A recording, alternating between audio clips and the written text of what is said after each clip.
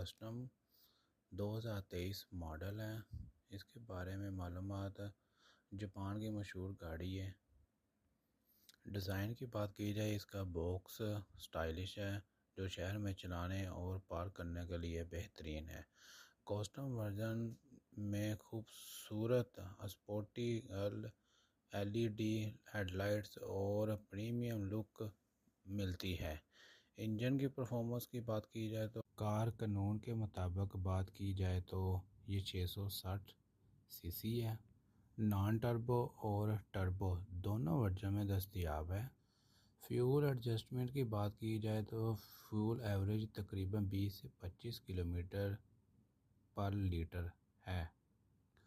अंदरूनी हिस्से की बात की जाए तो स्लाइडिंग डोर है जिसे उतरना और चढ़ना आसान हो जाता है। कैबिन बहुत कुशादा है।